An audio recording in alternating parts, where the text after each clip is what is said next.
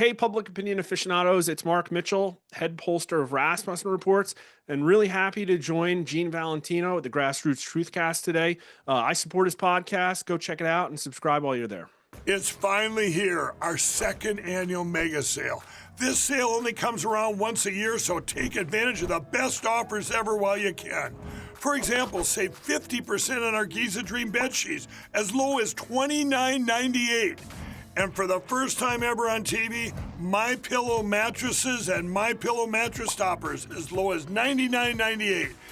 And you save 50% on our Lux Pure 6-piece towel sets. Regular $69.98, now only $39.98. And our best-selling standard My Pillows, regular $49.98, on sale for $17.98. Wait on it, mega sale, only $14.98. So go to mypillow.com or call the number on your screen. Use this promo code to take advantage of our second annual mega sale.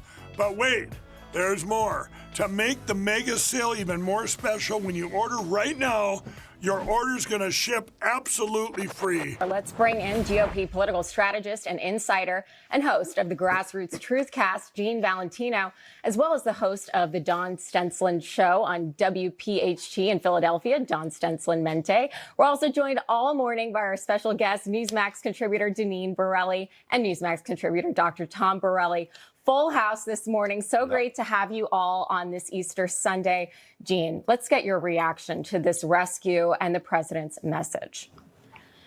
Strategic. It's what we don't know that is really so exemplary. The element of surprise is indigenous with everything Donald Trump has done and is doing, especially in the next 24 hours. Heads up, let's see what happens.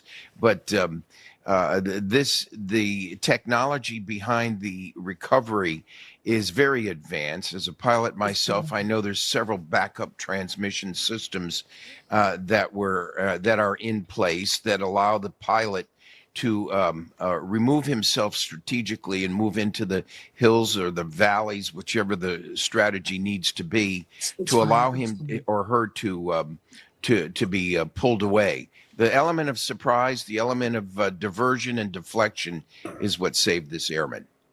Yeah, amazing. I mean, daring, I think, just sums it up. Dr. Tom, what comes to mind when you see this? I mean, this was a search and rescue behind enemy lines. Well, first of all, what a great Easter miracle. Yes, first of all, truly. happy Easter. What a great Easter miracle. Absolutely fantastic. But as Gene just said, it really reflects the immense power and technology that the United States has. It was a combined effort, from what I understand. The CIA had located him. I don't know if CIA did that, but apparently did. And they sent out information. Then we had the special operation forces come in and rescue him. I also believe there were drones around him protecting him. So it was an all-points bulletin out there to save this man, and thank God he's safe. Yeah. Deneen, what are your thoughts? Well, first of all, I want to thank our servicemen and women. They're in harm's way all the time. We have no idea what goes on behind the scenes. I'm so happy and thankful that these two airmen were rescued. We'll find out what their condition is. But the agenda for this president is to finish the mission, and we want our men and women to be safe as this mission carries on. Of course. Let's turn to Washington for a minute. Pam Bondi out as Attorney General. President Trump confirming the move, thanking Bondi for her service and saying Deputy Attorney General Todd Blanche will take over as the acting AG. Dawn, let me get your thoughts on the timing of Bondi's exit. Yes, good morning, Bill. First, let me just say this. It wasn't just drones surrounding that second rescued military member. That was all of America praying that Jesus Christ would intervene and be a shield of protection on this Easter Sunday. I do think it's an Easter miracle, and I think that has to be said. War Secretary Pete Hegseth asking for the prayers of the nation. The power of prayer, that matters. As far as Pam Bondi goes, let us not forget that in this administration, particularly in America right now, if you are a conservative woman in the media, you have to be perfect, flawless. Look at the women in this administration, always under fire, especially conservative women. We all felt it. You think about COVID, moms, etc. So with Pam Bondi, the timing, I look back to that December 16th article. What did Susie Wiles first female chief of staff. What did she say in that very candid Vanity Fair article? What did Susie say? She talked about Pam Bondi whiffing, and she was very critical. That told me right there last December that Pam Bondi was in trouble, not because of anything really having to do with the fact she's always been a highly respected prosecutor, but she was a couple weeks on the job when she started making what I'll call media missteps. What I mean by that, going back to what I started with, you've got to be perfect. You can't give them any room or any ambiguity where the mainstream media is going to rip into you. What she should have said all along is no administration has been this assertive, right? And so she has been so assertive with going after this and bringing forth justice. That's what she needed to say, not make half promises. Right. Well, Jean, up until recently, we hadn't really seen many departures from Trump 2.0, with the departures of Kristi Noem and now Pam Bondi. What do you make of the recent wave, if you want to call it that? Well, it's Trump fashion. It's the way he operates. It's the first time we've had an elected official come out of the corporate world to manage government. Thank God in holy heaven we can pray to that issue on Easter Sunday. The fact of the matter is, it should be done more often by politicians. If you've made a commitment to and a promise to the citizens who hired you, the least you could do is deliver. And if you don't deliver, you've got to remove soldiers in place that are non-performing. And that's what he is known and has the character and reputation of being able to do. Dr. Tom, your thoughts on the timing? Yeah, as Trump, at the end of the day, he's the CEO. And Denise and I both worked in corporate America. CEOs always doesn't hesitate to make a change when you think it needs to be done. It wakes up the entire administration. Everybody's on their toes. It's a really good step. I think Pam Bondi did a solid job protecting Americans. I think we're at the lowest murder rate in 125 years. Right. So we can't forget about that. Look, managing a bureaucracy like the DOJ, I wouldn't wish that on my worst enemy. And worth saying that it was very calm and stable for the first year. It was. Unlike the first term where there was a lot of turnover all the time. But definitely. All right. Guys, thank you. Dr. Tom, Deneen Borelli, Jean Valentino, Don Stensland-Menti. Appreciate you guys joining us. We'll see you guys back here on the couch very soon. That's right. Joining us now for more, let's bring in GOP political strategist and insider and host of the Grassroots Truthcast, Jean Valentino, as well as host of the Don Stensland Show on WPHT in Philadelphia, Don Stensland-Menti. We're also joined all morning by our special guest, Newsmax contributor Deneen Borelli and Newsmax contributor Dr. Tom Borelli. Good morning to all of you. Happy Easter. So many great things to celebrate this morning. What a wonderful Easter Sunday. Jean, what do you make of the rescue and President Trump's message they're about the wounded soldier and everything we've seen thus far? Well, I'm not surprised with the outcome. It couldn't happen on a more glorious day. Giving thanks on a day like today now it has a bit of a broader meaning, and we're so lucky to have this other airman rescued.